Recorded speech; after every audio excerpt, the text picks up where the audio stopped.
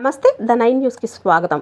గత కొద్ది రోజుల క్రితం రాజస్థాన్లో 13 ఏళ్ల బాలికపై జరిగిన అత్యాచార సంఘటనపై నిరసిస్తూ పార్వతీపురం మన్యం జిల్లా సాలూరు పట్టణం గాంధీనగర్ ప్రాంతంలో స్ఫూర్తి మహిళా మండలి ఆధ్వర్యంలో క్యాండిల్ ర్యాలీ నిర్వహించారు.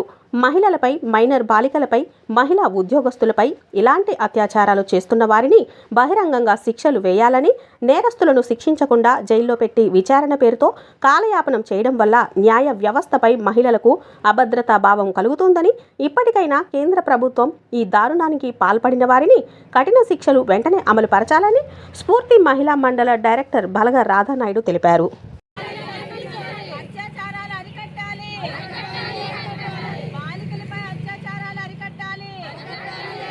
మహిళలకు భద్రత కల్పించాలి.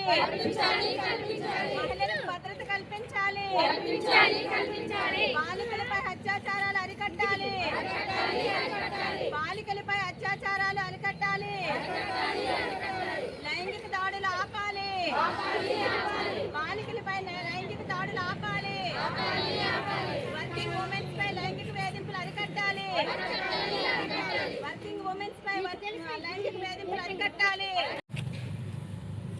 రాజస్థాన్లో 13 ఏళ్ళ బాలికపై ఈ మధ్యకాలంలో అత్యాచారం 32 మంది అంటే ఆటో డ్రైవరు ఆ బాలికని ట్రాప్ చేసి పట్టుకెళ్ళి ట్రాఫికింగ్ అంటే ఎంత అన్యాయం అంటే ట్రాఫికింగ్ చేసి ఆ బాలికని ఒక హోటల్ మేనేజర్కి అమ్మివేసి ఆ హోటల్ మేనేజర్ కూడా వాళ్ళు తన పైన అత్యాచారం చేసి ఇంకా మరికొన్ని హోటల్స్కి ఆ అమ్మాయిని అనేది అమ్మివేయటం జరిగింది.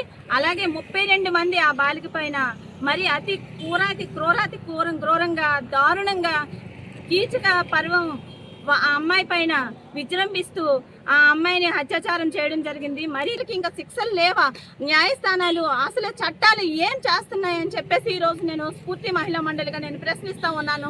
దయా చట్టం ఎన్నాళ్ళైంది? అలాగే ఇలా ఎన్ని చట్టాలు దించినప్పటికీ కూడా, దిశా చట్టం అంటే ఎన్ని దించినప్పటికీ కూడా మీరు ఏం చేస్తున్నారు? అసలు శిక్షలు అనేది మామూలుగా ఉండకూడదు అలాంటి దుర్మార్గులకి. అంటే అదొక సైకోతత్వమా లేకపోతే ఏంటి? అసలు 13 ఏళ్ళ బాలికకి అసలు ఏం తెలుసని ఆ అమ్మాయి పైన అత్యాచారం చేశారు. మీరు ఒక తల్లికి పుట్టారు.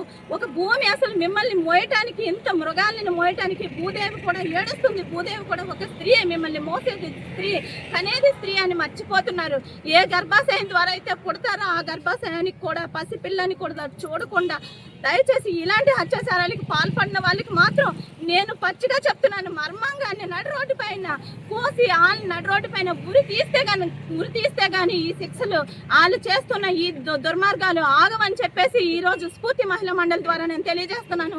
ఈ రోజు పిల్ల ఎంత వెలువెల్లి ఆడిపోయింది అంటే సైకోతత్వం ఎంత బ్లీడింగ్ అయినా కూడా ఆ పిల్లని ఇంకా వదిలిపెట్టకుండా ఈ మధ్య కాలంలోనే చనిపోయింది. అసలు మాట్లాడటానికి కూడా నాకు కూడా అసలు మాటలు రావట్లేదు. ఒక మహిళగా నిజంగా నేను ఈరోజు ఇక్కడికి వచ్చానంటే ఒక మహిళగా అసలు ఏం మాట్లాడాలో మాటలు తెలియట్లేదు. అసలు అమ్మాయి పరిస్థితి ఎంత దారుణంగా ఉంది. మనమే ఆ ప్లేస్లో ఉంటే మన పిల్లలు ఉంటే ఏంటి?